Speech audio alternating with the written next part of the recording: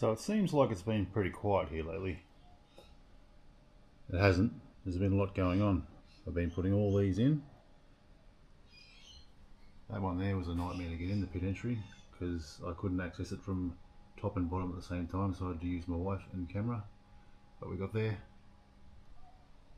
These two here were the first two to go in. Let me come up the hill.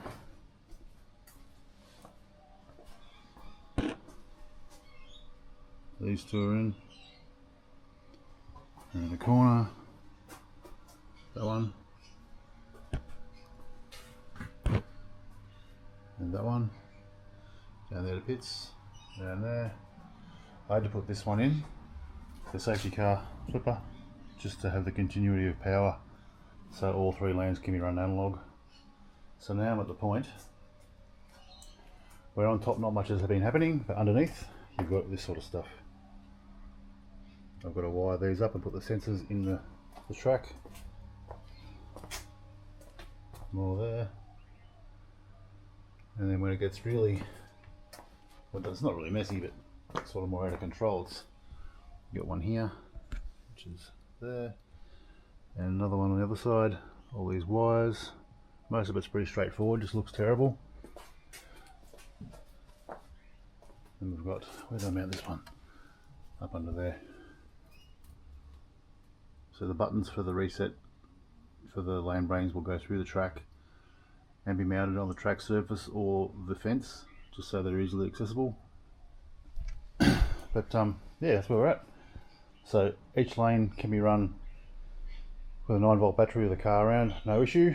So I can now, well, I can potentially wire things up to run analog, but that's when things really stop or grind to a halt, because once cars are running, everything else goes out the window because you're too busy racing cars. But I've got to get fences on before that happens. So what I'm going to do is I'm going to power the lane brains on a separate 12-volt power supply. So if the voltage needs to be turned up or down on the track, it can and not, it won't affect those, because their optimal voltage working range is 12, I've found. And the relays that power the polarity change in the flipper, I'm pretty sure they can be safely run at whatever the track's running at in analog mode, because they'll be sitting idle. But if they were to be operated at high voltage and have the pole change, that's when things can go wrong. So that's going to work out pretty well, I think.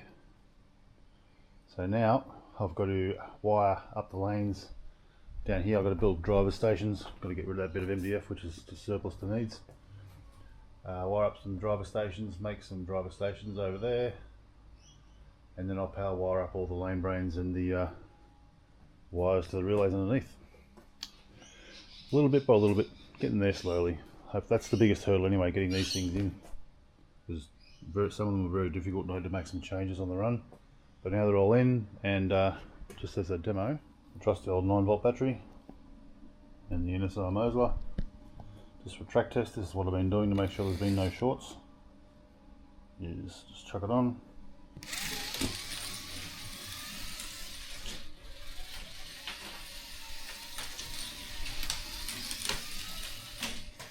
Very slippery.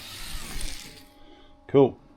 All three lanes work the same, so it's looking good now. So now I've just got to get into it and do the stuff that you can't see that makes all the importance.